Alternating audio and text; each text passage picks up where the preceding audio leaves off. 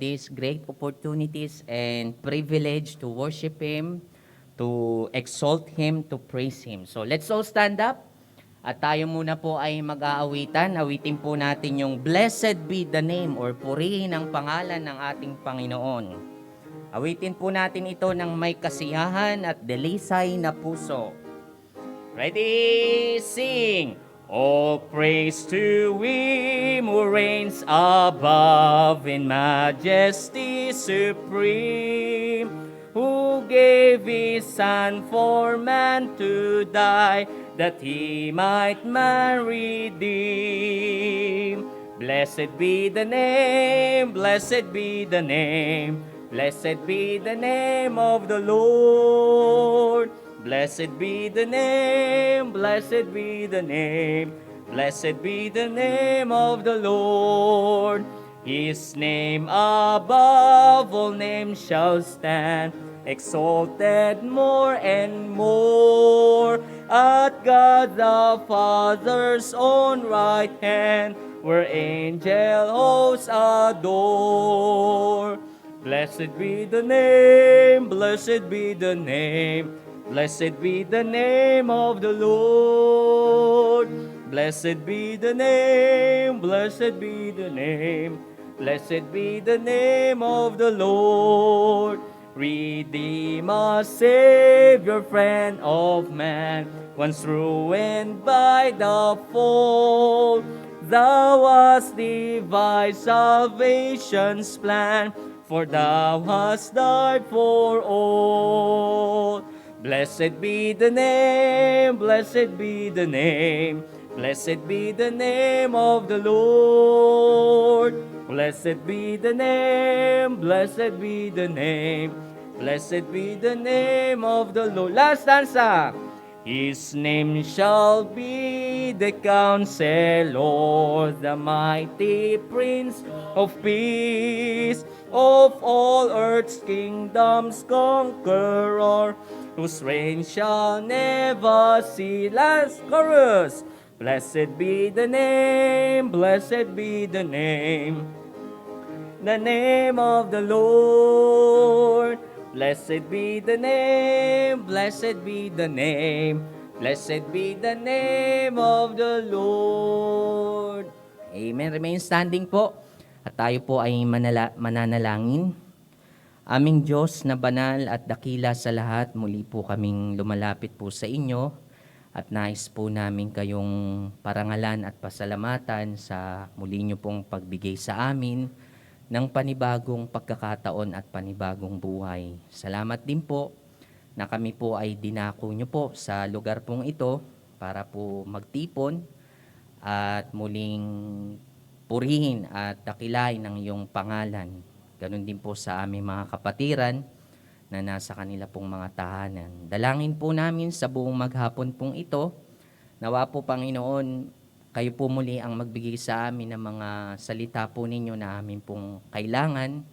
Provide nyo po, Panginoon, ang amin pong spiritual na pagkain sa buong araw pong ito. At pagpalain nyo po ang aming pastor sa kanya pong pagtuturo at pangunahan nyo rin po ang bawat isa sa amin ng banal na spirito. Nawa po, Panginoon, kayo lamang po ang aming mabigyan ng kaluwalhatian at ng papuri, Panginoon, sa pamamagitan po ng iyong dakilang anak na si Jesucristo. Ito po ang aming dalangin sa pangalan ni Jesus. Amen. Sige po, pwede na po kayong makaupo at we will sing another song, Holy, Holy, Holy. Yan po ang ating pong susunod na awitin. Holy, Holy, Holy.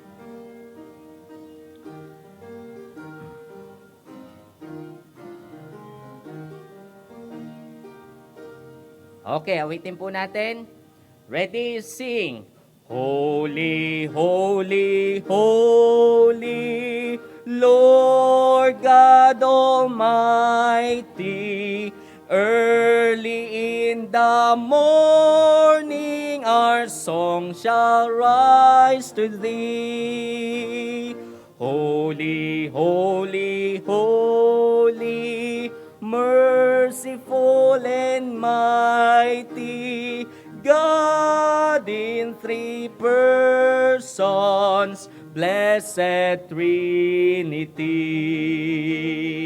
Holy, holy, holy, all the saints adore thee, casting down their golden crowns around the glassy sea. Cherubim and seraphim falling down before thee, which word and art and evermore shall be.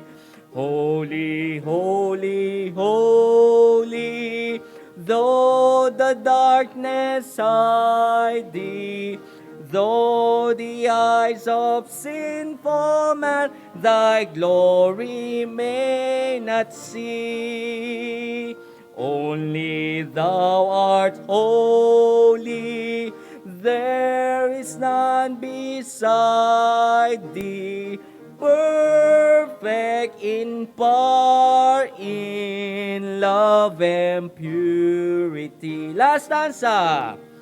Holy, holy, holy, Lord God Almighty, all thy works shall praise thy name in earth and sky and sea. Holy, holy, holy, merciful and mighty, God in three persons, blessed Trinity. Amen. Purihin po ang ating Panginoon at tawagin ko po ang ating pong pastor para po sa ilang mga announcements po. Magandang umaga sa inyong lahat at maraming salamat. No? Nagkatipon tayo muli ngayong umaga. Well, ang announcement po natin ay may service tayo mamayang alas 10:30 and then alas 3 ng hapon. And also every Wednesday night, bukas na po ang ating church for ating face-to-face services. Kaya umaasa po ako na tayo po ay magtutuloy sa ating gawain ng paglilingkod sa Panginoon sa pamagitan ng mga ganitong pagsamba na ating ginagawa. Okay? And also, may conference mo nga pala, no? Kasi itong grupo na ito, it was established just this year. Kasama po ako sa grupo na yan, no? Resurgence Group. Kinabibilangan po yan ng mga pastor na katulad ko with same-mindedness, ika nga, mga 15 lang siguro kami dyan. We will be having a conference on November 30. Kung available po kayo, actually ang required lang dyan naman mga 100. Kaya siguro baka ang magiging delegate natin, kung hindi 10, baka 15 mula sa atin. Pero kung gusto nyo sumama, magpalista na tayo para at least maka-join po kayo. No? Dito po may 4 na Pilipinong speaker kasama ko, together with our 2 guest speaker. Actually, in a video form yan, kasi hindi naman sila makakapunta rito sa Pilipinas. Kaya gagawin po itong face-to-face na ito sa San Mateo, pero magla-live stream din po kami. That will be November 30, wala pong pasok yan. No? Bonifacio Day sa aking pagkakaalam. So, ipanalangin po natin yung gawain na yan. Actually, yung tatalakayin po natin dyan already, not yet, dispensationalism po, yung aming paksa dyan, no? Patungkol doon sa ating paniniwala, patungkol sa tinatawag nating pamamahala ng Diyos sa iba-ibang kapanahunan, kasama na itong panahon natin, itong church age na tinatawag, at pagkatapos itong church age, magkakaroon kasi ng millennium o yung kingdom, paano naman pamamahalaan ng Diyos ang mundong ito sa panahon na kung saan naghahari ang ating Panginoong Jesucristo. Wala pong botohan nun, no? Si Kristo lang ang maghahari sa loob ng 1,000 taon, walang eleksyon nun. Dahil siya po ang perpektong Diyos tao na maghahari sa mundong ito in the future. At papaano ni Kristo pangangasiwaan yan. Yun po ang tinatawag ng dispensation. No? Kaya yan po ang aming tatalakayin dahil alam namin napapanahon yung paksa na yan at minsan ang mga Baptist, lalo-lalo na sa hanay nating mga fundamental, independent Baptist ay may kahinaan pagdating sa pag-articulate, no? pagpapaliwanag nitong napakahalagang masasabi nating system of interpretation or theology nitong dispensation na ito. So yan po yan, no? Resurgence already not yet sa November 30, 2021. Kaya I pray na isama nyo sa panalangin ninyo. At the same time, makibahagi po tayo sa bagay na yan, no? Magsisimula po kasi ito ng alas 9 ng umaga, di po ako nagkakamali hanggang alas 4 ng hapon. So, yan po ang mga kaganapan sa hinaharap, okay, sa activities po natin. Well, as far as church is concerned, this coming November, dapat magkaroon tayo ng missions conference. At pinapaalala ko nga pala sa mga kapatiran, patuloy pa rin po tayo nagsusuporta ng mission, no? Meron pa rin po tayong mga missionary dito sa ating church. And also, since we are in October, ang plano ko sana kung magiging mas maluwang pa ang magiging tawag rito, no, pahintulot ng gobyerno, magkaroon nawa tayo ng family day sa katapusan nitong October, no, dito sa ating church. Ganun pa man, pwede po natin antabayanan ito dahil nasa pangalawang linggo pa lang naman tayo ng Oktubre. Panalangin pa rin natin ang ating church, mga kapatid, dahil lalo na yung mga miyembro natin. May estudyante ako kamakailan lang itong week lang na ito, no? Ewan ko, kabatch niyo ba si LD? Sinong kabatch ni LD? Kilala niyo si LD, no? Yung taga Caloocan, di ko na actually doon. Naging estudyante ko, alam ko kabatch nila Jeremiah Solomon yun, si LD, no? Pumanaw po ng COVID. Okay, nakakalungkot man. Pero nakarating yung balita sa akin kahapon na tinawagan ko rin yung isang kapatiran sa Caloocan na yun nga nangyari, no? He was hospitalized in St. Luke's for 1 month at kasi buong pamilya sila nagkaroon ng COVID.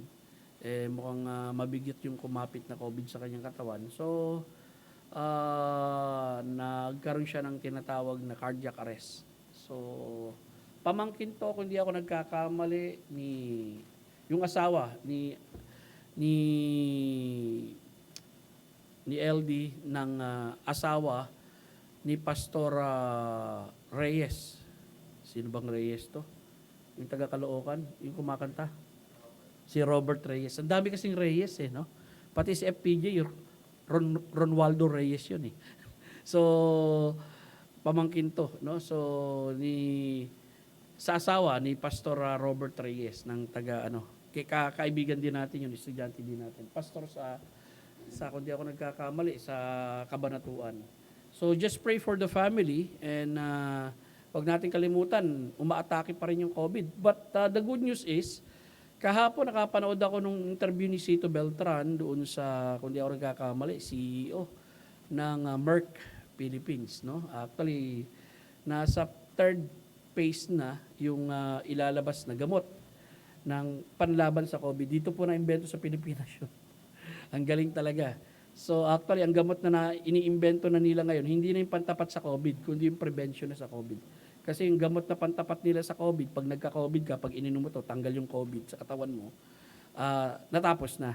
So ang iniimbento nila ngayon, yung kapag na-expose ka sa COVID sa isang pamilya, and then may isa doon na na-expose, ano yung gamot na iinumin mo. So yun na po, no? So anytime, Lord willing, this October or November, pag pinahintulutan na yan ng, kasi humihingi sila ng para bang pahintulot sa US, maging sa Europe at saka sa England, isa lang doon ang magbigay, buong mundo na makikinabang nung natin, yung gamot, which was dito po sa Pilipinas na yan, sa aking pagkakaalam, ha? Dahil noon pa man, yung Merck, gumagawa na sila ng gamot panlaban sa mga virus. So itong gamot na na-imbento nila, hindi lamang ito panlaban sa COVID, kundi sa ibang mga virus din. Ebola, influenza. So, ang inano nga lang nila itong, ang ganda ng interview. Baka kung gusto niyo mapanood, may encourage talaga kayo, eh.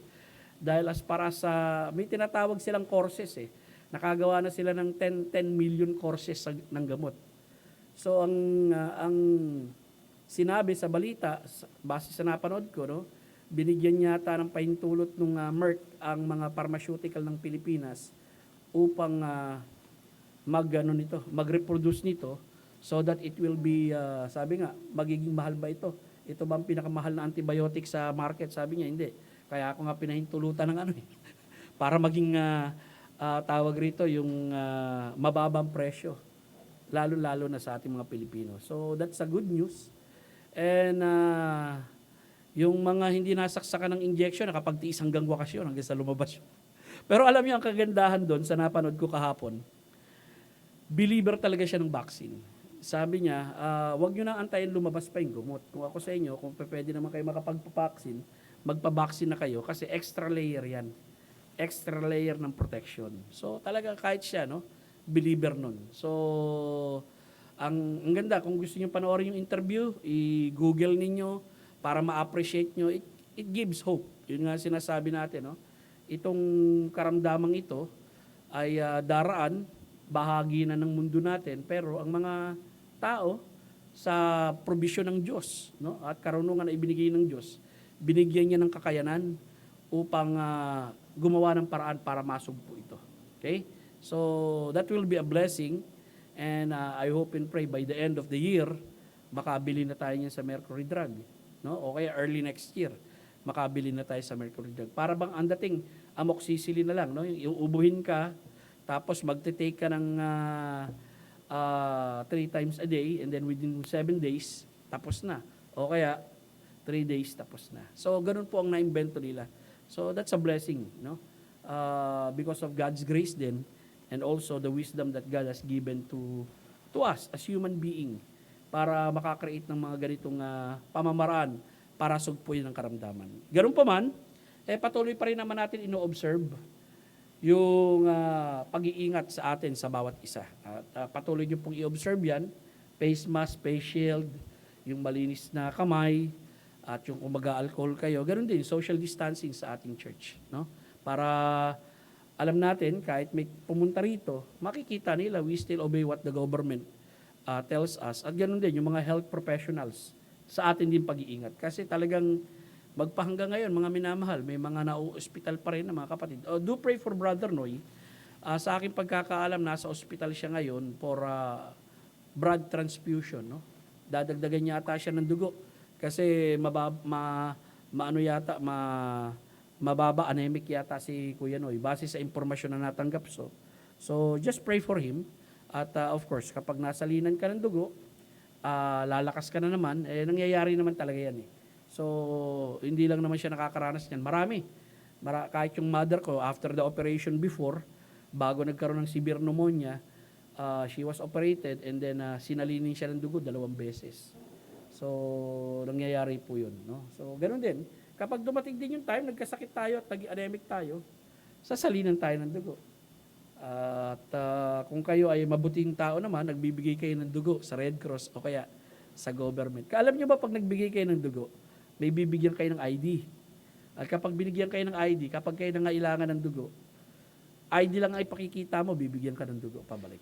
Beneficiary po ako nung ganun. No? Si Erwin, ewan ko, nagpapakuha ka ba ng dugo, Win? Wala na, Brad. Pag kinuhanan ka ng dugo, wala nang matira sa'yo. No? So, sa mga regular nagpapakuha ng dugo, alam niyo yan. No? Na nagkakaroon kayo ng ID at yan, kapag nangailangan kayo, ipagpapalit nyo lang yan sa dugo. Okay? Kaya nga yung iba yung nangangailangan ng dugo, ang hinihingi nila hindi talaga dugo eh. Ang hinihingi nila yung ID mo kung nagdo-donate ka ng dugo. Dahil may pagpapalit nila ng dugo yun, kahit anong dugo, sa Red Cross o dun sa ospital na kung saan nagbigay sila. Okay. Yan lamang po ang announcement natin, mga minamahal. I pray that the services will continue at hindi na tayo babalik, Lord willing, doon sa mga tinatawag nating, anong tawag doon? Yung lockdown, no? At base sa Okta Research, hanggang December na, no? Makikita nila ang patuloy na pagbaba. Naobserbahin din naman yan sa Indonesia, maging sa India. Yung patuloy na pagbaba nitong tinatawag nating nagkakaroon ng sakit ng COVID. So with that, hihilingin ko po si Brother Mark para magpaawit ng awit pagbati.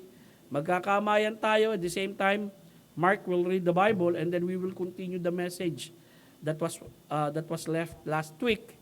Kaya ihanda po natin ang sarili natin sa bagay niyan. Okay, Mark.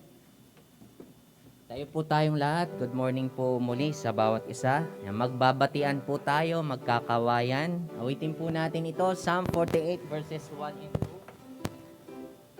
2. Okay, ready? Sing. Great is the Lord and greatly to be praised in the city of our God, in the mountain of His holiness, beautiful for situation, the joy of the whole earth is Mount Zion on the sides of the north, the city of the great King. It's Mount Zion on the sides of the north, the city of the great King.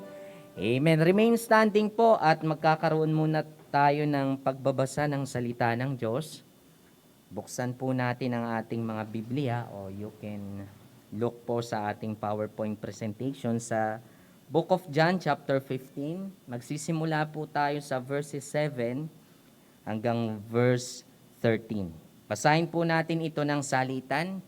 Basahin ko na po ang verse 7. Sabi po dito, kung kayo'y mananatili sa akin at ang mga salita ko'y mananatili sa inyo, hingin ninyo ang anumang inyong nais at ito'y gagawin para sa inyo. Verse 8, kayo po.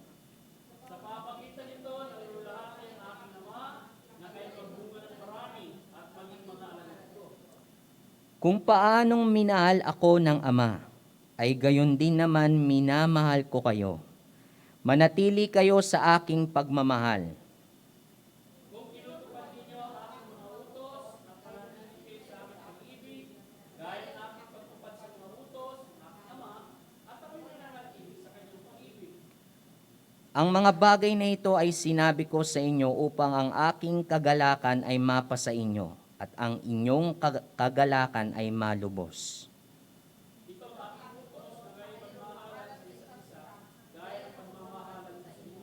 Sabay-sabay po tayo. Walang may higit pang dakilang pag-ibig kaysa rito na ibigay ang isang tao ang kanyang buhay dahil sa kanyang mga kaibigan. Pagpalain po ang pagbasa ng salita po ng Diyos. Tawagin ko po ang ating pastor. Manalangin po tayo mga minamahal, let's pray. Mahabaging Diyos naming nasa langit, ikaw na buhay, totoo, hindi nagkakamali, matalino na Diyos. Salamat sa umagang ito na ipinagkaloob mo sa amin, na kami ay nagkasama-sama sa dakong ito para ikay sambahin sa Espiritu at katotohanan. At ang aking dalangin, dakilang Diyos, na kami iyong gabayan sa pamagitan ng iyong Espiritu. Sa aming pag-aaral, Panginoon, ng iyong salita, tulungan mong mailapat ang mga dakilang katotohanan ito sa aming buhay. Ama, alisin mo lahat ng hadlang na pwedeng gumulo at mag-distract sa aming isip at puso, sa aming atensyon sa salita mo. At ang dalangin ko, Panginoon, tulungan mo rin kami na ang mga katotohanan ito ay mailapat namin sa aming buhay. Salamat sa mga kapatid na narito sa umagang ito at sama-sama, Panginoon, nagpupuri at sumasamba sa iyo. Lahat po ito'y dalangin namin sa iyo, O Diyos, sa ngalan ni Kristo Jesus. Amen. Mapo po tayong lahat, mga kapatid. Tibet, pakiabot nga yung Bible ko sa loob ng bag. Yan, sa loob niyan. Okay. Thank you po. Okay, muli magandang umaga po sa inyong lahat. At atin pong tatalakayin sa umagang ito yung natalakay po natin from last week. Ito po yung continuation kasi may kahabaan talaga itong paksang ito. No? Babasahin ko muna yung mga talata natin. No?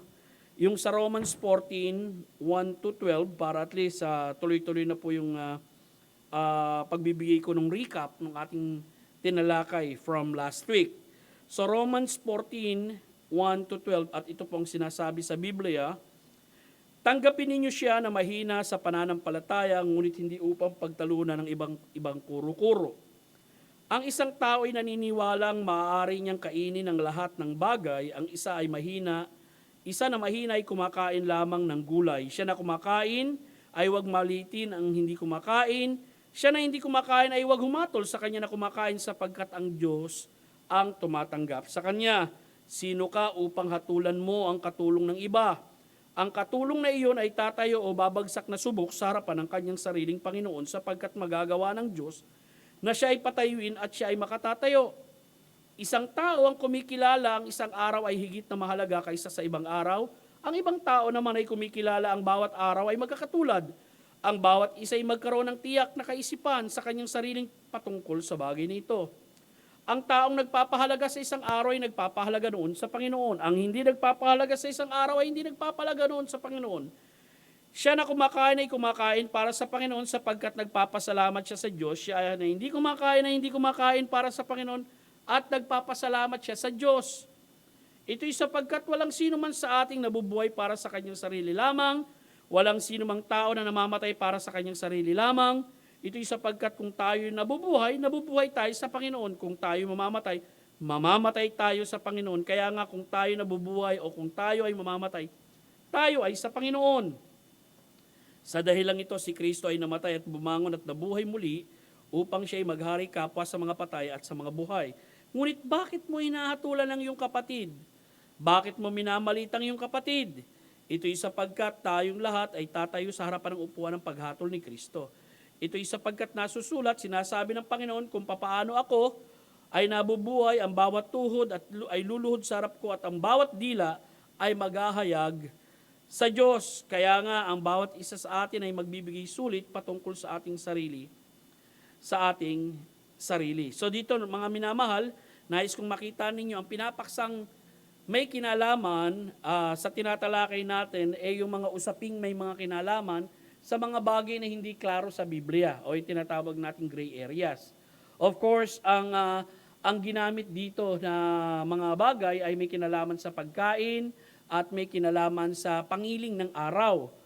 At ang pangunahing utos rito, kung yung matatandaan, yung word na tanggapin, yun ang pinaka-keyword dito, no? Tanggapin ninyo siya na mahina sa pananampalataya ngunit hindi upang pagtalo ng ibang kuro-kuro.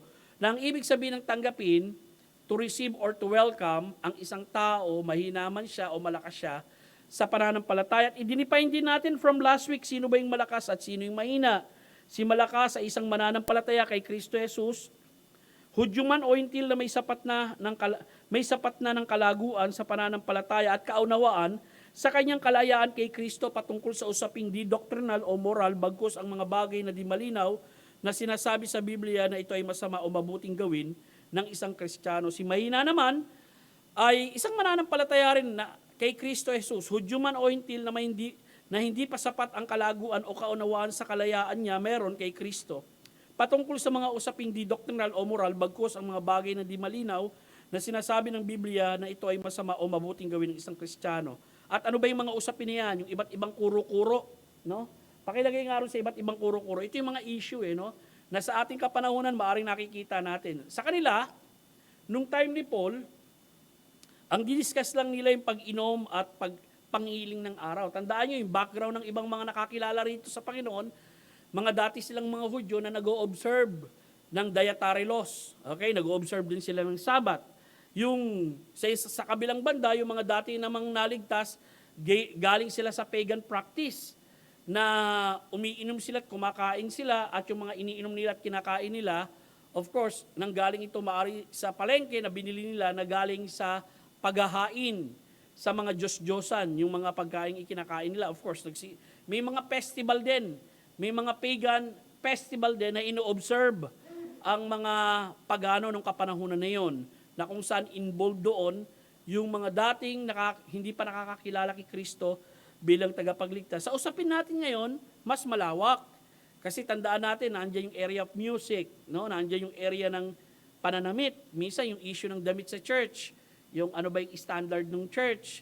At minsan yung magkapitbahay na simbahan, yung church nila, long hair lahat yung babae, tapos talagang yung palda hanggang sakong. At yung mga sa kabilang church naman, yung mga babae doon nagpapantalo, nagpapalda ng above the knee, tapos okay lang yung short hair, ayaw mag-fellowship. Talagang kumbaga ayaw nung isang church na makapag-fellowship o makihalubilo doon sa church na yon. So, hindi lamang yan, issue ng music. May mga churches, gumagamit sila ng contemporary music may mga music, ang gusto nila piano lang, ayaw ng minus one. Okay? At ang gusto nila, a cappella lang, ayaw ng may accompaniment. And yet, dun sa issue lang ng music, may nadidivide na ron. Merong yung mga may accompaniment, ayaw makipag-fellowship doon sa masasabi natin, a cappella lang ang gusto nila sa church nila. Hindi naniniwala sa piano, hindi naniniwala sa musical instrument. At kung may musical instrument naman, kinakailangan piano lang o kaya organ, ayaw may drums, no? Ayaw may bass guitar or merong electric guitar doon sa church nila. So, yung mga issue bang yan? And because of that, anong nangyayari? Dahil sa instrumento na gamit sa church, hindi makapag-fellowship yung isang church sa isang church, ayaw ng pastor makasalamuha sa isang pastor, doon sa isang pastor. Iba yung issue ng kasalanan talaga, ha? Yung blatant sin na nakikita natin sa isang church, no? Iba 'yon, ha? Iba yung blatant sin na nakikita nating ipinamumuhay ng isang miyembro. Alam natin 'yan, black and white 'yan. Of course, hindi ka dapat makihalubilo ron, baka hindi pa mga ligtas yung mga 'yon eh. So, or kaya sa isang church na ang doktrina nila talagang napakaliwanag na mali at hidwa. Mali sa sinasabi ng Biblia. Okay? Andyan yung lugar na pinupuntahan, yung issue ng libangan. Ano ba yung pinagkakalibangan mo? Okay? Ikaw ba naglalaro ng solitaire sa computer? Kapag ikaw ba naglaro ng solitaire sa computer, nung unsaved ka, naglalaro ka ng solitaire sa computer. Ngayon saved ka na, naglalaro ka ng solitaire sa computer. Kapag naglalaro ka ba ng solitaire sa computer bilang isang tao, nakokonsensya ka ba? Pakiramdam mo parang nagsusugal ka o nagkakasala ka sa Diyos. Issue ng libangan. Ang dami nating libangan sa buhay eh. May mga kabataan dito ang hilig mag-Mobile Legend, no? At yung iba naman, maaaring may mga sports sila at yung sports nila natatapat ng linggo na oras ng pananambaan. Pwede ba silang pumunta roon? Pwede ba silang maglaro? O instead na maglaro sila, dapat sumamba sila. Okay? Ano ba yung mga bagay diyan na masasabi nating kuro-kuro at mga usapin opinyon na hindi malinaw na sinabi ng Biblia. Pero may mga prinsipyo ang Biblia kung bakit kinakailangan natin tanggapin yung mahinang kapatid at yung mga mahihina, dapat tanggapin yung mga malalakas. Kasi pare-pareho may kanya-kanyang akusasyon yan eh. No? Si mahina, may akusasyon kay malakas. Nasasabihin nila, ay naku, masyadong loose yan. Masyadong, anong tawag dito?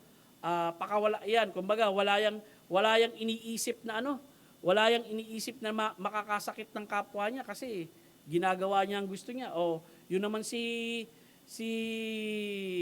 tawag rito, si malakas. Kapag nag-akusa siya ron sa isang kapatid niya mahina, naku, masyado namang legalista itong tao na ito. Hindi pa naiintindihan na malaya na siya kay Kristo. Hindi na siya sakop ng mga maihigpit na mga patakaran at alituntunin na gawa lamang ng tao. Okay, dapat sa bagay na yan, hindi siya nagpapatali. So may kanya-kanya silang akusasyon.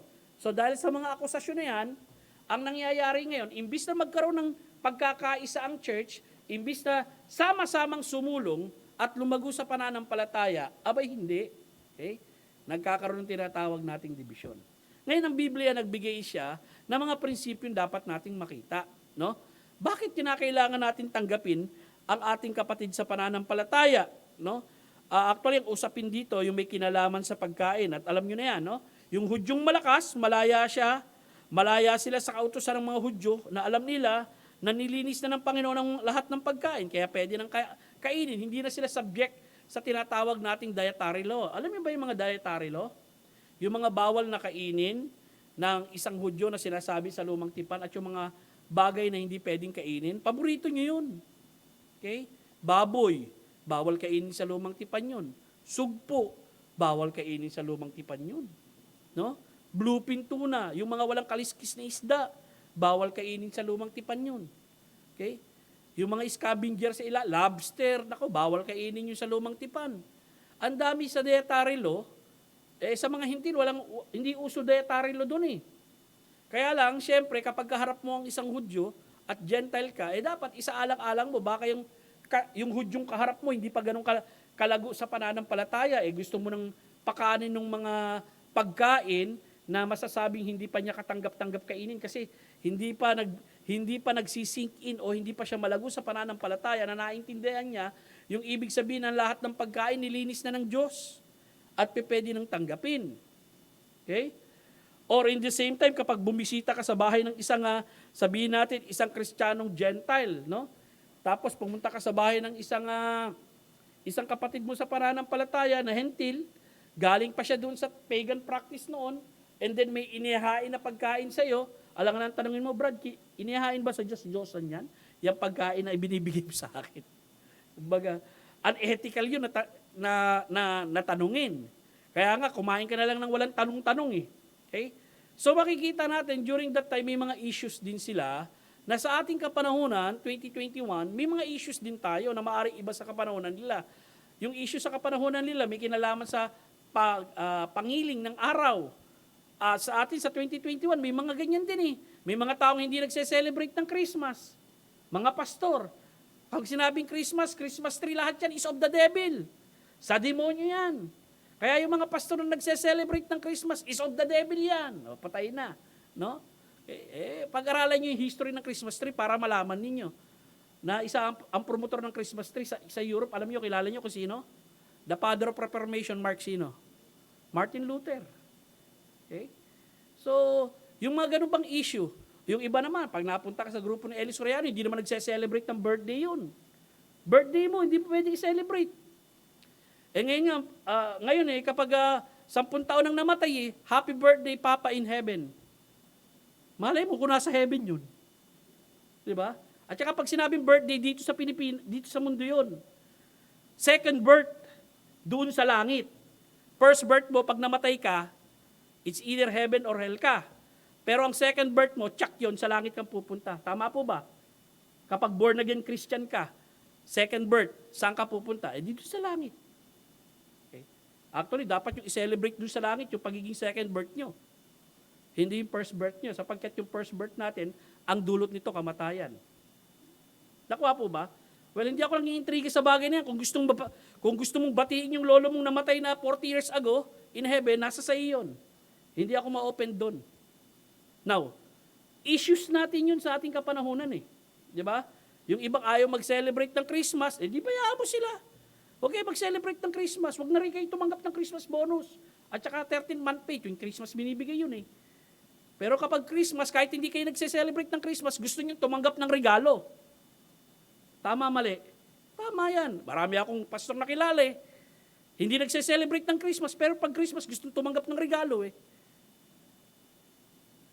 Ayaw nila. Wala naman sa akin kung mag-celebrate o hindi ka mag-celebrate ng Christmas, makikita nyo yung principle na nakapaloob dyan. Kung bakit, no? Pero nais kong makita ninyo, yung hintil na may hina, ayaw nilang kumain ng laman na nabibili sa palengke kahit mura, mangyari ito ay inihain sa Diyos-Diyosan, kaya mura bilihin. Kaya lang, ang pakiramdam nila, pag kumakain sila, nanunumbalik sa kanila yung maling pagsamba. Ngayon, anong utos kay malakas at kay mahina sa kain sa Biblia? Kay malakas at kay mahina, dapat natin tanggapin ang bawat isa. Anong mga dahilan kung bakit natin dapat tanggapin ang bawat isa? Unang-unang dahilan na ibinigay ko last week, sapagkat pareho tayong Diyos, may pareho tayong Diyos na tumanggap sa atin. Yun ang unang dahilan. Pakitignan mo nga, Brad. Hala, natulog na yung ano ko. Yan. Sapagkat may pareho tayong Diyos na tumanggap sa atin. Anong ibig sabihin nito? Whether mahina ka, may mga issues ka sa buhay, na hindi ka pa malago sa pananampalataya, kaya kapag gumawa ka ng bagay na ito, talagang hindi mo ma-atim, nakakonsensya ka, ayaw mong gawin, tinatanggap ka ba ng Diyos? Yes. Si malakas, okay lang sa kanya. Okay sa kanyang manood ng sine. Dahil ang pinanonood niya, mga Walt Disney naman, at saka magaganda eh. Okay? Okay sa kanyang ma-entertain niya, kasama niya yung kanyang pamilya, na pumunta sila doon sa, anong tawag doon, yung mga palaruan ng bata? Anong tawag dito doon, Intoy? Sa mga mall, may palaruan ng bata. Yun na yun. Basta yung mga palaruan ng bata ron. Ngayon, kahit ikaw hindi bata, nakikilaro ka na rin. Kasi nag-i-enjoy ka eh. Okay? Dahil nung kabataan mo, nilalaro mo lang Jolin eh. Pero ngayon, high-tech na, may mga palaruan ng mga bata, na-i-enjoy mo rin at na-appreciate mo. Kapag pumunta ka ron at nag-i-enjoy ka kasama ang pamilya mo, entertainment yun. Na-imbento sa mundong ito, worldly ka ba? Nagkakasala ka ba? Okay? Ngayon kung pupunta ka at makatignan ng ibang tao na nagkakasala ka, teka lang, hinahatulan mo si malakas, sa kanya, hindi naman siya nagkakasala ron eh. Pangalawa, kung na-enjoy niya yun, kasama niya ang pamilya niya, Doon sa entertainment center na yon, tinatanggap ba sila ng Diyos o hindi sila tinatanggap ng Diyos? Tinatanggap din sila ng Diyos. Ikaw, mahina ka, tinatanggap ka ng Diyos sa mga issues mo sa buhay. Ito, malakas, tinatanggap ng Diyos yung mga issues niya rin sa buhay. O di anong problema? Dapat tanggapin natin ang bawat isa. Bakit? Kasi ang Diyos nga, tinanggap tayo, ikaw ayaw mong tanggapin ng kapatid mo. Nakuha niyo yung point? Nakuha niyo yung napakahalagang sinabi rito sa verse 3? Siya na kumakain ay huwag maliitin ang hindi kumakain. Siya na hindi kumakain ay huwag humatol sa kanya na kumakain sapagkat ang Diyos ang tumatanggap sa kanya.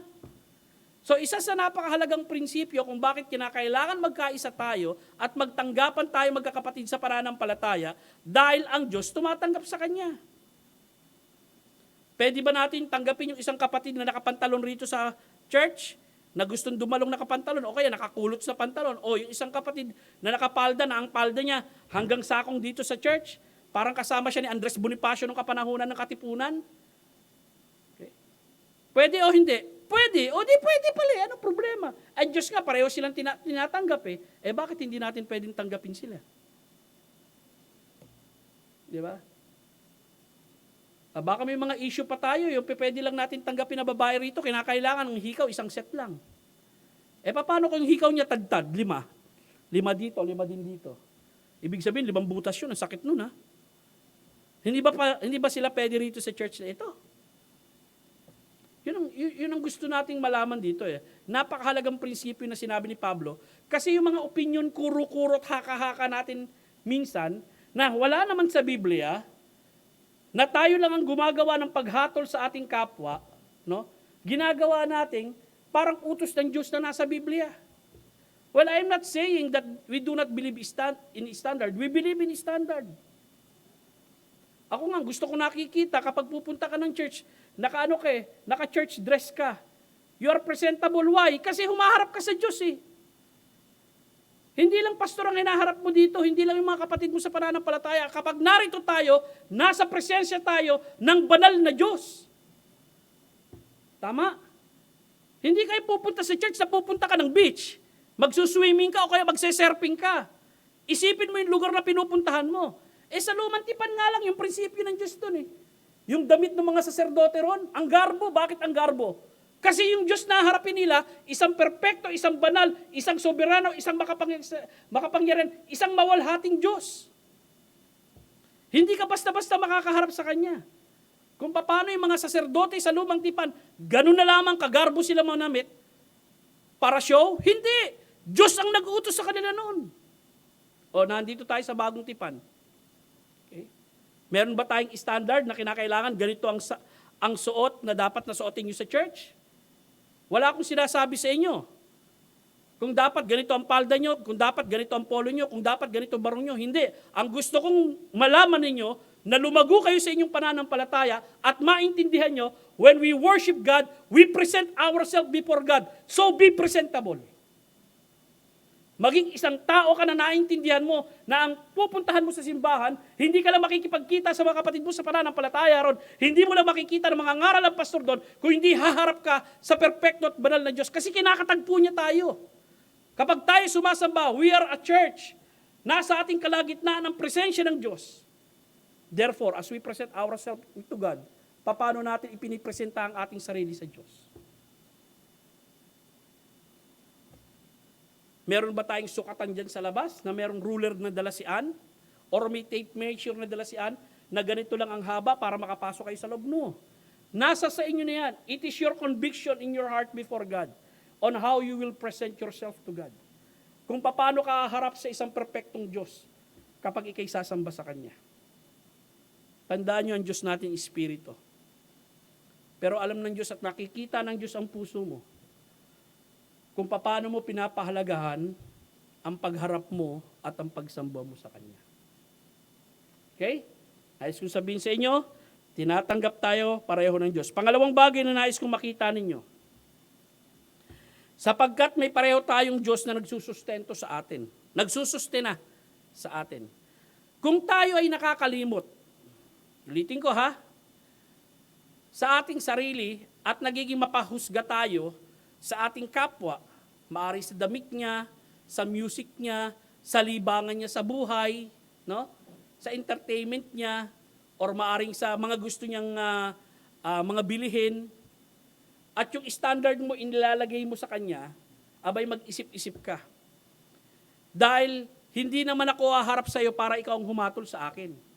Haharap ako sa Diyos at siya ang pagsusulitan ko. Ito yung paalala sa atin ni Apostol Pablo, listen carefully. Sino ka? Sabi ni Paul, upang hatulan mo ang katulong ng iba. Unang-una, tayo, pasok na natin yung social issue rito of course. Sa lipunan natin, meron tayong mga katulong, meron employee, meron employer. Pero hindi yun ang pinag-uusapan dito.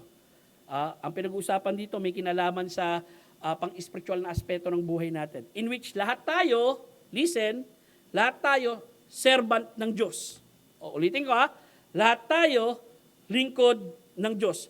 Lahat tayo katulong ng Diyos. Kaya ang tanong dito ni Apostol Pablo, kung nakakalimot ka sa iyong sarili at hinahatulan mo yung katulong ng iba, sino ka?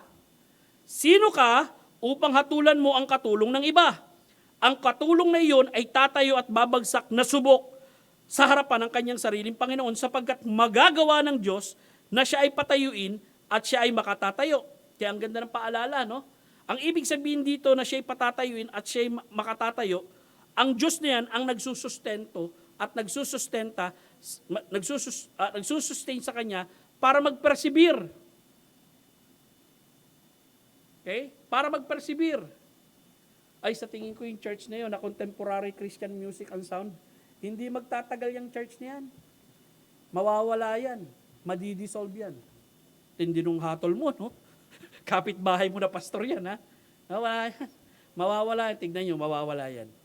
Eh, sino ka? Para hatulan mo yung tao na yun. Eh, kung kalooban ng Diyos yun, hanggang mag-rapture, magpatuloy yun. Bakit? Kasi Diyos ang nagsusustain sa kanya, eh. Tama po ba? Diyos din na nagsusustain sa atin.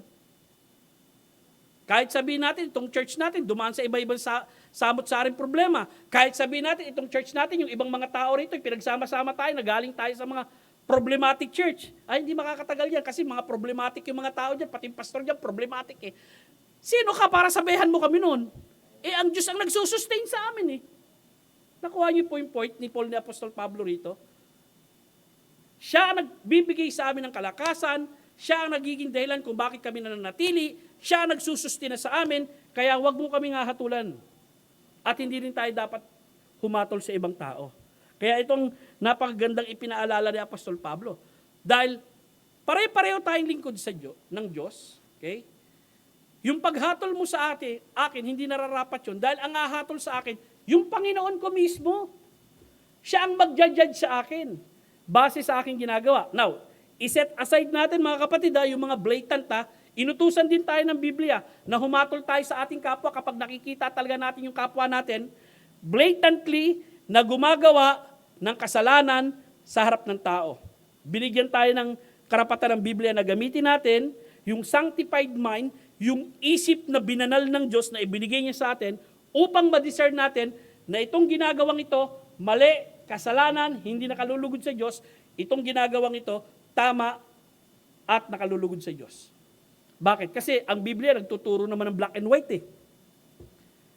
Nagtuturo siya na ang paglalasing ay kasalanan sa Diyos. Drunkenness. Ang magulong pagtitipon ay kasalanan sa Diyos. Ang pangangalo niya ay kasalanan sa Diyos. Ang pagnanakaw, kasalanan sa Diyos. Maliwanag naman eh. Black and white. Di ba? So God giving us a holy mind, a sanctified mind, help us to discern truth from error. Na yung tinuturo mo na yan, laban yan sa sinasabi ng Biblia. Very hidwayang paniniwala na yan. Okay? Bakit? Kasi alam natin ang sinabi ng salita ng Diyos. Pero doon sa mga issues, mga kapatid, na hindi naman malinaw na sinabi ng Biblia, abay, huwag ka basta-basta humatol. Dahil unang-una, ang Diyos ang tumatanggap sa atin. Pangalawa, ang Diyos ang nagsusustina sa atin. Katulad sa methodology ng church. Methodology. Yung iba-ibang method natin, no? Na how we will reach people. I hope yung mga method natin nakabase pa rin sa Biblia yun. Kasi minsan makikita mo yung community, ano bang method sa community nito para ma-reach out natin sila sa Panginoon? Gated community to eh. May subdivision to, may mga gwardiya.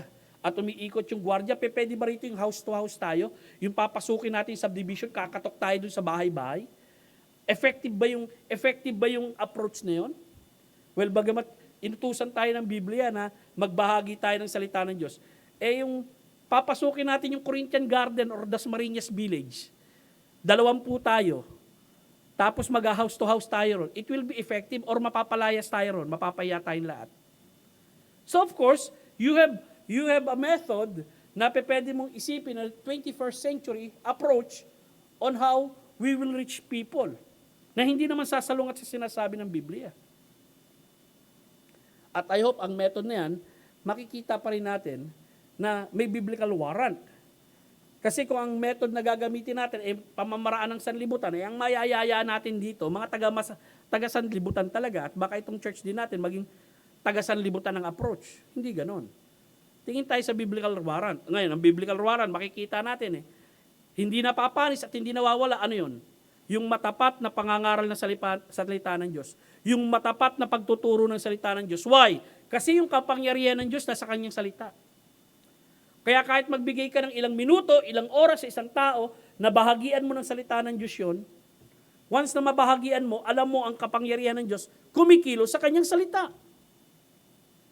Hindi mo yan pwedeng suhulan, na sabihin mo, ito 500 brad, kinakailangan pumunta ka sa church, mag-forward ka. Tapos sabihin mo, magpapabautismo ka. Para at least, ikaw yung nadala ko.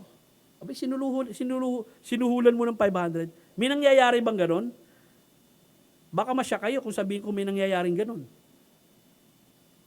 Para lang may grades yung estudyante. Dahil ang patakaran nila sa Bible School, kinakailangan bago ka makagraduate rito, meron kang 25 na napabautismuhan dito sa church na ito. Shocking, no?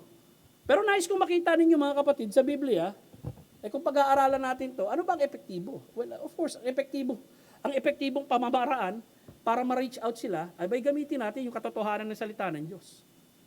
Hindi magbabago yan. Why? Kasi nasa Ebanghelyo ni Kristo ang kapangyarihan ng Diyos sa sino mang mananampalataya.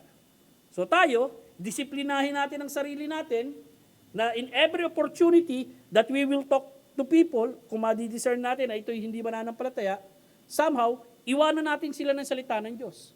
Bakit? Makapangyarihan ng salita ng Diyos. Malay mo, nung dumating na nakakilala sila sa Panginoon, ikaw ang maalala nila. Nung kabataan ako, merong isang tao dyan sa Marikina Valley, binigyan ako ng isang oras, inupuan ako para sabihin sa akin yung patungkol sa pag-ibig ng Diyos Kahit hindi niya na alam yung pangalan mo. Bakit? Kasi alam natin, hindi magbabago ang kapangyarihan nito. Isang paraan na kinakailangan maibahagi natin sa tao. Tuloy po tayo, matatapos na tayo rito. Pangatlo, nais kong makita ninyo, sapagkat may pareho tayong Diyos na soberanong Panginoon natin. Alam niyo itong passage nito from verse 5, I think, hanggang verse, kung di ako nagkakamali, hanggang verse 7, hanggang 8. 6 na beses yata ginamit rito, no? Yung salitang Lord, yung salitang Panginoon. Pansinin ninyo, umpisa natin dito muna sa verse 5, no? Sapagkat may pareho tayong Diyos na soberano na Panginoon natin. Okay, ang usapin naman nito, kanina nakita natin, usaping pagkain. Sa verse 5, ang usaping pangiling sa araw. Isang tao ang kumikilala, ang isang araw ay higit na mahalaga kaysa ibang araw. Ang ibang tao naman ay kumikilala na ang bawat araw ay magkakatulad. Ang bawat isa ay magkaroon na tiyak na kaisipan sa kanyang sarili. Anong makikita natin dito? Bigyan muna natin ng pansin yung weak Jewish Christian. Yung isang mahinang Hudyo, sabi niya, kumbaga strongly attached pa rin siya ron sa pag-observe ng special day. Yung mga festival ng mga Hudyo, alam niyo ba yung mga festival ng mga Hudyo? Pentecost, Feast of Booths, no? Feast of Tabernacle, attached pa rin siya roon. Parang hindi pa rin siya makaalis dun sa mga piyesta na yon. Parang andun pa rin yung inclination niya. Na kahit na sinasabi ng Biblia, si Kristo ang katuparan nung mga bagay na yon. Kasi sa lumang tipan, lahat ng bagay na yan, shadow siya Anino yan? Okay? Lahat yan tumuturo patungkol kay Kristo. At para bang pakiramdam niya, gusto pa rin niyang mag-observe ng bagay na yun. Yung weak Gentiles naman, may mga festival din itong mga Gentile Kaya lang, problema rito sa mga piyesta ng mga Hintil, laging connected dito sa sexual orgy, lagi connected dito sa false worship ng Diyos. Kaya sa mga hintil na naligtas, as much as possible, ayaw nilang alalahanin yung mga kapistahan nila. Gusto nilang lumayo rito. Gusto nilang iwan. Doon naman sa mga Hudyo, para bang attach pa rin sila doon sa mga festivals na meron sila. Okay? So sa isang araw, may mga mananampalataya, pinapahalaga ng isang araw sa Panginoon. Meron namang mga mananampalataya, hindi pinapahalaga ng isang araw sa Panginoon. Tuloy muna tayo ha. Mamaya ko lang sasabihin sa inyo yung bawat isa ay magkaroon ng tiyak na kaisipan sa kanyang sarili patungkol sa bagay na ito. Ang ibig sabihin na tiyak na kaisipan, you are fully persuaded, you are fully convinced na pwede mong isagawa yung isang bagay. Okay? Context-wise, fully convinced ako na pwede naman akong umatin pa ng kapistahan eh. Okay? Pakiramdam ko, pag umatin ako, hindi ako nagkakasala. Fully convinced ako na ayoko na umatin talaga ng kapistahang ito. Kahit piyestang bayan yan, kahit piyestang patron yan, ayoko nang umatin yan. Ang sabi rito, sinabi ni Pablo, sa mga Kristiyano sa Roma, na dapat tiyak ka sa kaisipan mo na mag-oobserba ka ng araw ng Sabat o hindi, na mag-oobserba ka ng piyesta o hindi, o ayaw mo ng pahalagahan. Okay? Yun ang gusto niyang palabasing prinsipyo rito. Now, ang nais ko munang makita ninyo rito, sa verse 5, ano ba ang intent dito? What is the intention here? Dadagdagan ko pa ito ng isang talata, no, para at least ma-appreciate natin yung sinabi sa verse 6. Teka lang ha. Verse 5 lang yung binasa ko.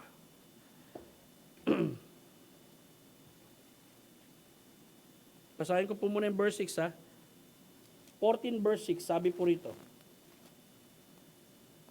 Ang tao nagpapahalaga sa isang araw ay nagpapahalaga nun sa Panginoon. Ang hindi nagpapahalaga sa isang araw ay hindi nagpapahalaga sa Panginoon. Siyang kumakain ay kumakain para sa Panginoon sapagkat nagpapasalamat siya sa Diyos. Siya na hindi kumakain ay hindi kumakain sa Panginoon at nagpapasalamat siya sa Diyos. Okay, listen. Yung kumakain, nagpapasalamat sa Diyos. Yung hindi kumakain, nagpapasalamat sa Diyos. Yung nag-oobserba ng pangilin, nagpapasalamat sa Diyos. Yung hindi nagpapahalaga sa isang araw, nagpapasalamat din sa Diyos. Ano ang bottom line? Ano ang bottom line ng dalawa? Alam niyo kung ano ang bottom line? Yung motive ninyo na makapagwalhati sa Diyos. Nakikinig ako ng folk song or nationalistic song, sa aking pakikinig, nagpapasalamat ako sa Diyos at nagpupuri ako sa Diyos. Okay? Hindi ako nakikinig ng folk song, hindi ako nakikinig ng nationalistic song, hindi ako nakikinig ng bagay na yun, nagpapasalamat din ako sa Diyos. Anong motive nung nakikinig at hindi nakikinig? Anong motive nung nag-o-observe ng piyesta at hindi nag-o-observe ng piyesta? Both their motive is to glorify God. Am I right? Nakuha po ba? Suot ko itong damit na ito, kahit ako nakapantalon, nagpapasalamat ako sa Diyos. Nagpupuri ako sa Diyos. Suot ko itong damit na ito, kahit ako nakapalda, nagpupuri ako sa Diyos, nagpapasalamat ako sa Diyos. Whether kumakain ka o hindi ka kumakain, whether nagpapangiling ka o hindi ka nagpapangiling, ang motibo nyo, magbigay ng kalulatian sa Diyos. Bakit? Kasi ang Diyos ay soberano. He's over you. Kaya whether mo ginagawa itong bagay nito, itong libangan na ito, kung nagsosolitaire ka man, nagpapasalamat ka sa Diyos. Kung hindi ka nagsosolitaire, nagpapasalamat ka sa Diyos.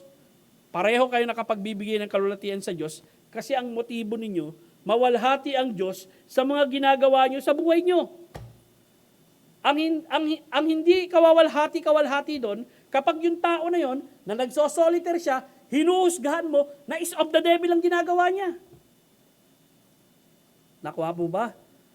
Kasi whether naglalaro ka o hindi ka naglalaro, pareho kayo nagpapasalamat sa Diyos. At yun ang sinasabi ni Apostol Pablo. Na sinasabi niya rito. Ano pa? Verse 7. Ito'y sapagkat walang sino man sa atin ang nabubuhay para sa sarili lamang at walang sino mang tao na mamatay para sa sarili lamang. Anong ibig sabihin nito? No one is living in the vacuum. Every one of us is affected by another person. Diba? Yung sa bahay mo, kung nandun ka sa bahay mo at kasama ka sa isang pamilya, hindi ka pwedeng magsuluron. Bakit? Kasi part ka ng bahay. Bahagi ka ng isang pamilya. Nakakaapekto ka, or sabihin natin, wala ka man ginagawa, nakakaapekto ka ng ibang tao. Kasi ganun ang disenyo sa atin ng Diyos eh. At ang makikita natin dito, ito'y sapagkat walang sino man sa atin na nabubuhay para sa kanyang sarili lamang, at walang sino mang tao na mamamatay para sa sarili lamang. Ano ang goal dito? Kung mabuhay ka at mamatay ka, ang goal natin dito, ito'y sapagkat kung tayo'y nabubuhay tayo sa Panginoon. Yan ang goal natin. Kung mabubuhay ka sa lupa na meron ka rito, makapagbigay ka ng kalwalhatian sa Diyos. Whether kumakain ka o hindi ka kumakain, makapagbigay ka ng kalwalhatian sa Diyos. Kasi yan ang goal mo sa buhay. Ito'y sapagkat kung nabubuhay tayo sa Panginoon, kung mamamatay at nawa ang kamatayan mo rin, makapagbigay ng kalwalhatian sa Diyos. Kung tayo ay mamamatay tayo sa Panginoon, kaya kung tayo ay nabubuhay at kung tayo mamamatay, tayo ay sa Panginoon. So pansinin nyo, ilang beses ginamit yung salitang Panginoon dito. Bakit pa ulit-ulit ginamit yung salitang Panginoon dito? Because God is sovereign in all of us. Siya ang soberanong Diyos na naghahari sa ating buhay. Kaya nga ang hamon lagi ni Apostol Pablo, tanggapin natin ang isa't isa. Kaya natin tatanggapin ang isa't isa dahil may pareho tayong Diyos na tumatanggap sa atin. Kaya dapat natin tanggapin ang isa't isa dahil pareho tayong sinusustinahan ng Diyos. Kaya dapat natin tanggapin ang isa't isa dahil may iisa tayong soberanong Diyos. Soberano ang Diyos ng isang taong nagdadamit, kung pantalon man ang damit niya, or soberano ang Diyos ng isang taong nagdadamit ng palda rin. Dahil yun ang gusto niyang suoting damit. Nakuha po ba? Tuloy tayo. Sa dahilang ito, si Kristo'y namatay at bumangon at nabuhay muli upang siyang magharing kapwa sa mga patay at sa mga buhay. God is sovereign. Hindi mo siya gagawing soberano sa buhay mo, sovereign na siya or soberano na siya, He is in control of everything noon pa man. Hindi ka pa pinanganganak. Minsan, we demand freedom from ourselves. But we must also allow other believers the same freedom. Ang masakit kasi rito at ang masama rito ganito. No? We cannot go against our conscience. Yung conscience kasi natin, ganito ganito ang konsensya natin kumikilos eh. Ang konsensya kasi natin, kapag sinabi natin yung isang bagay, masama, base sa sinabi ng ating konsensya, idinikta natin sa ating konsensya na itong bagay na ito masama, therefore, masama ito. Therefore, kapag ito ginalaw ko, nagkakasala ko. Parang ganito yan. Baraha, okay? Maari yung isang tao na naligtas sa kanyang pagkakaalipin sa sugal, para sa kanya yung baraha, instrumento ng kasalanan. Ako hindi naman ganun ang background ko eh. Kaya ang tingin ko sa baraha, papel lang, no? Na may mga numero. Ngayon, yung tao na yun, inilagay niya na sa konsensya niya na itong baraha na ito, bagamat papel lang ito na may mga numero, dahil ang naging background ko, naging sugulero ako at ito'y instrumento sa kasalanan, idiniklara ko ito sa aking konsensya na ito'y kasalanan. Itong bagay na ito. Therefore, hindi ako hahawak nito. Kung ako'y hahawak nito, it will go against my conscience. Tama? Nakuha po ba? Kasi sinabi ko na sa isipan ko, kasalanan to eh. Kaya kapag hinawakan ko ito, ang pakiramdam ko, nagkakasala ako. Sa akin yon. Paano kung iba kay Mark? Kung kay Mark, gusto niyang hawakan yun dahil gusto niyang maglaro solitaire ng isa or ungguyan mag-isa, para sa kanya, hindi kasalanan yon. Dahil hindi naman niya itinuturing yung baraha na kasalanan eh. Itinuturing niya lang na laruan. Therefore, hindi siya nakukonsensya hawakan man yun. Nagkakasala tayo mga kapatid, alam nyo? Kapag yung konsensya mo, yung conviction mo, anong tawag dyan? Ipinapasa mo na sa kanya, kahit hindi na conviction niya yun. Doon tayo nagkasala. Kapag idinidikta na natin, yung conviction natin sa ibang tao na hindi naman ganon ang kanyang opinion, pananaw, kuro-kuro, doon sa kuro-kuro mo. Doon tayo nagkakasala at doon natin siya hinahatulan. Na nagkakasala rin siya. Ano ngayon kung ang tingin mo rin sa baraha kasalanan, ang tingin naman niya hindi kasalanan, laruan lang eh. Bakit ipapasan mo sa kanya yung conviction mo? At sasabihin mo kapag nilaro niya ito, is of the devil yan, Brad. Kasalanan yan. O ikaw na nagpa-practice ng Christmas. Tapos merong hindi nagpa-practice ng Christmas. Okay? Yung pamilya mo, tradisyon na yun na nagpa-practice kayo ng Christmas. Wala namang masama doon eh. Sa iba, masama yun.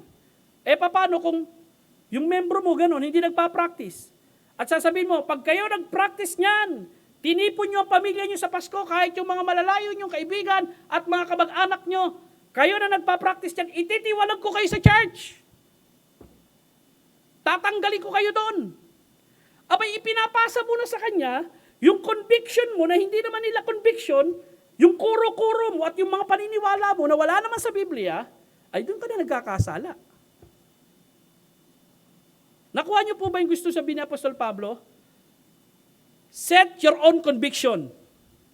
Once you have set your own conviction, do not contradict your own conviction. Kasi pag kinontradict nyo yung conviction ninyo, nagkakasala kayo. In the same time, pag nag-set ka na ng conviction mo, wag mo naman ipasa yung conviction na yan sa ibang tao at isasaksak mo sa ngalangalan niya kahit hindi niya conviction yun. Magkakasala ka rin kapag ginawa mo yun. So, dalawa ang dapat nyo maintindihan. Una, mag-set kayo ng sarili nyong conviction, fully persuaded kayo kung bakit nyo ginagawa at ino-observe ang isang bagay. Fully persuaded ako.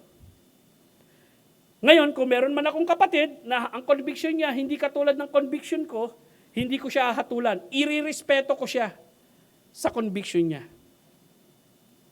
Bigyan ko kayo ng iba pang illustration para gumanda buhay natin, ha? May mga tao, ang belief nila, King James only is. Alam niyo ibig sabihin nun? Lahat ng translation ng Bible, pati Tagalog, is of the devil.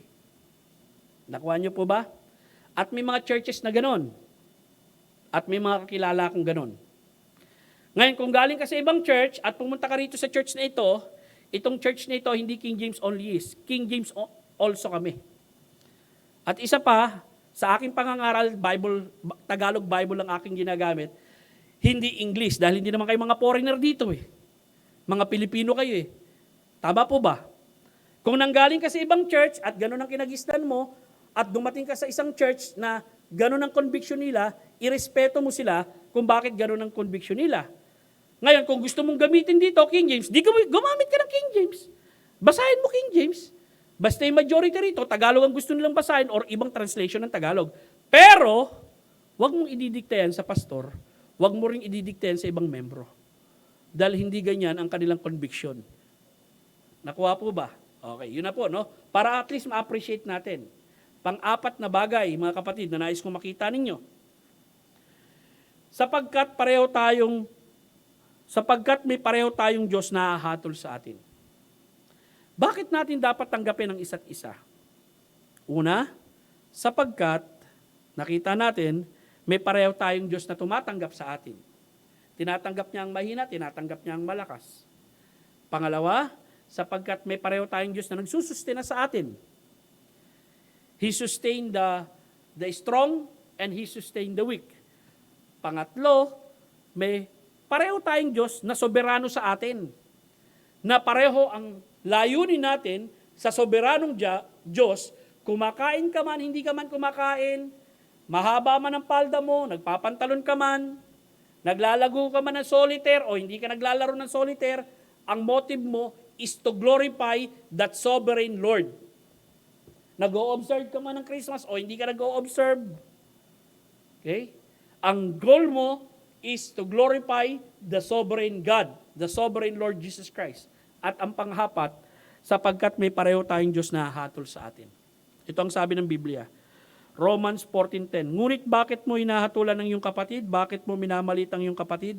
Ito'y sapagkat tayong lahat ay tatayo sa harapan ng upuang paghatol ni Kristo. Mangyayari po yan. 1 Corinthians 3:12-15. Ngunit ang isang tao ay maaring magtayo sa saligang ito ng ginto, pilak at mamahaling bato, kahoy, damo o dayami. Ang gawa ng bawat tao ay mahayag sapagkat may araw na iahayag to sa pamamagitan ng apoy. Ang gawa ng bawat isa anumang uri ito ay susubukin ng apoy. Kung ang gawa na itinayo ng sinuman, sa saligang ito'y nananatili, tatanggap siya ng gantimpala. Kung ang gawa ng sinuman ay masunog, malulugi siya. Gayunman, maliligtas siya, ngunit tulad ng dumaan sa apoy. 1 Corinthians 4, sabi ni Pablo, no? Sa ganitong paraan, kilalanin kami ng mga tao bilang mga lingkod ni Kristo. At ang katiwala ng hiwaga ng Diyos, gayon naman, ang katiwala ay kinakailangan maging matapat. Para sa akin, isang maliit na bagay na ako'y siyasatin ninyo, o kaya, sino mang tao, subalit maging ako, hindi ko sinisiyasat ang aking sarili. Ito'y sapagkat wala akong alam na laban patungkol sa aking sarili. Sipin mo, no? Si Pablo, ang ginagawa niya is according to his conscience na dictate ng banal na Espiritu. Subalit hindi ito nangangahulugan na ako'y matuwid. Hindi nangangahulugan perpekto lahat ng kanyang ginagawa. Ngunit siya ay sumisiyasat sa akin ay ang Panginoon. Kaya nga, huwag hatulan ng anumang bagay bago dumating ang oras. Hanggang sa pagdating ng Panginoon, dadalhin niya sa liwanag ang mga tagong bagay ng kadiliman at magpapakita ng layunin ng mga puso at mga papuring mula sa Diyos ay makakamta ng bawat isa. Alam niyo si Apostol Pablo, ang dami kumu-question sa kanyang authority bilang apostoles. Kaya nga minsan ipinagtatanggol niya yung pagiging apostoles niya. Sinasabing huwad siya, sinasabing kolorum siya, sinasabing hindi siya kasama sa original na apostoles. Pero dito makikita nyo, no? Kaya wag hatulan ang anumang bago dumating ang oras. Kailan yung oras na yan? Yung haharap tayong lahat sa Diyos. 2 Corinthians 5:10, ito'y sapagkat tayong lahat, wala pong exemption dyan, ay haharap sa luklukan ng paghatol ni Kristo upang ang bawat isa ay tumanggap ng nauukol sa atin para sa mga bagay na ginagawa sa katawan, maging ito man ay mabuti o masama. Sinasabi ng Panginoon, kung paano ako nabubuhay, ang bawat tuhod ay luluhod sa harap ko at ang bawat dila ay maghahayag sa Diyos. Isaiah 45:23, aking sinumpa at sa aking sarili mula sa aking bibig ay lumabas sa katwiran ang isang salita at hindi babalik. Na sa akin luluhod ang bawat tuhod, bawat dila ay susumpa. Kaya ang bawat isa ay magbibigay sulit sa Diyos patungkol sa kanyang sarili. Diyan na lang muna tayo. Next slide, Brad. Yan. Kaya ang bawat isa ay magbibigay ng sulit sa Diyos patungkol sa kanyang sarili. Yan po yung pang-apat. No? Ang pang-apat na pinapaalala ko sa inyo, pagdating sa gray areas, usaping opinion, kuro-kuro, haka-haka, huwag kang maging judgmental. Okay? Gawin mo, tanggapin mo, at unawain mo yung kapatid mo sa pananampalataya. Dahil unang-una, inuunawa ka rin ng Diyos. Maging disiplina natin lahat yan. Actually, minsan, sa ating kalaguan sa pananampalataya, dahil minsan masyado tayong masigasig, nangyayari talaga na ang tingin natin sa lahat ng gawa ng iba, mali, tayo lang ang tama. Okay? Magandang maintindihan natin yung prinsipyo rito na nakapaloob. 4 na bagay dapat natin tanggapin ng isa't isa para magkaroon tayo ng pagkakaisa sa church. Unang-una, tinatanggap tayo ng Diyos. Pangalawa, Diyos nagsusustento sa atin. Pangatlo, siya ang soberanong Panginoon. At ang pang-apat, siya ang hahatol sa atin balang araw. Hindi tayo ang hahatol sa ating kapwa. Well, of course, may issue sa Biblia na pwede tayong humatol sa ating kapwa, kaya nga may church discipline. Okay? Kaya lang, yun naman, kapag ang isang kasalanan ay scandalous at nakakasira sa church. And hahatulan yun collectively ng buong church. Na merong authority mula sa Diyos. Pero pagdating ng issue ng opinion, kuro-kuro, haka-haka, at mga bagay na hindi malinaw sa Biblia, magpadahan-dahan tayo sa bagay na yan. Magandang umaga po sa inyo lahat. Sana somehow ito'y nakatulong sa inyo. No? Hindi pa tapos to, mga kapatid. Kasi hanggang chapter 15 ito . Sa susunod na pagtalakay, ang papaksain naman natin doon, yung mga kapatid na gumagawa talaga ng katitisuran ng kanilang kapwa. Yung deliberately yung gagawa ka ng paraan, kahit ikaw na malago, alam mo na ang tama, pero gagawa ka para lang yung kapwa mo matisod. Kalungkot-lungkot naman yung bagay na yun. Tatalakayin po natin yan sa susunod na pagtalakay. Lord willing, next week.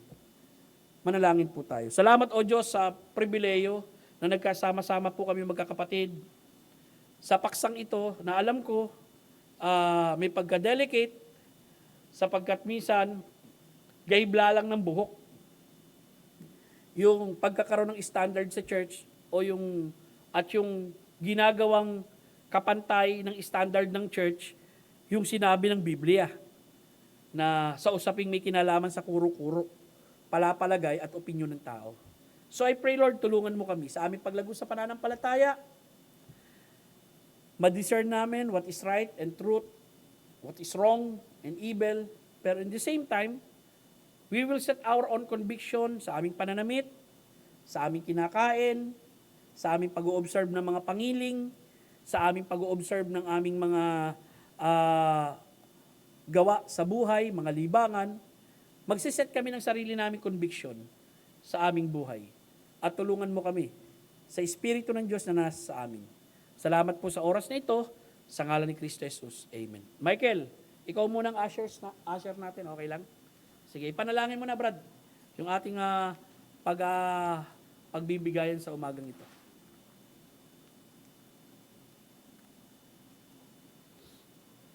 Tayo po'y manalangin. Dakila namin Diyos, Ama sa langit, muli po kami nagpapasalamat sa inyong salita na naihayag sa umagang ito. Nawa po ito po ay maging hamon sa bawat isa at ganun din maggamit po namin ito, Panginoon, sa isang panibagong linggo na naman namin pagharap sa mundo. At also we are praying for our offerings sa gawain ito, Panginoon. Nawa po, pagpalain niyo po yung aming offering, maging kagamit-gamit po, Panginoon, dito sa dako ng Marikina Valley. And also bless the gift and also the giver. All these things we ask in Jesus' name. Amen. Amen. Michael.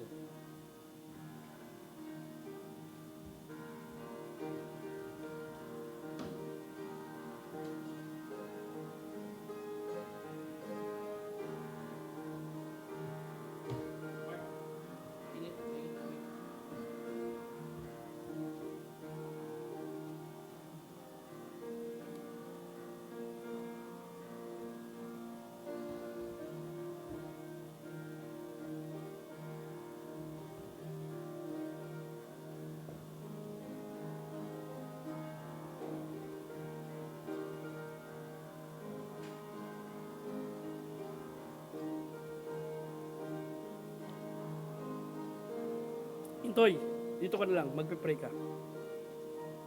Okay. Muli, magandang umaga po sa inyo at maraming salamat sa inyo. Tumayo po tayong lahat at i-close tayo ni Brother Intoy. We will have a closing prayer. Again, maraming pong salamat. Nagkita-kita tayo. Magkita ulit tayo mamayang hapon. Okay, tayo po ay manalangin. Dakila at mapagpalang Panginoon, salamat po sa napakagandang umaga na muli ay ibinigay niyo sa amin para ikaw ay purihin at sambahin sa Espiritu at katotohanan. Salamat po sa isang buong linggo na nakalipas na ikaw ay patuloy na naging matapat sa amin para isustina ang aming buhay at ma-enjoy ka, Panginoon, sa pamagitan ng inyong mga blessing. Salamat, Panginoon, sa mga salita na aming napakinggan ngayon na nagbigay ng kaliwanagan sa mga time na nalilito kami at hindi namin maunawaan ang mga pagkakataon pong ito, Panginoon. Maraming salamat sa inyong salita na muli ay nagbigay sa amin ng kaliwanagan, Panginoon. Purihin ka, Panginoon, sa oras pong to at ikaw lamang po ang karapat-dapat na tumanggap ng papuri at pagsamba mula sa inyong mga anak, Panginoon. Ingatan niyo po kami sa aming pag-iwahiwalay sa umaga pong ito. Kayo po ang maluwalhati. In Jesus' name we pray. Amen.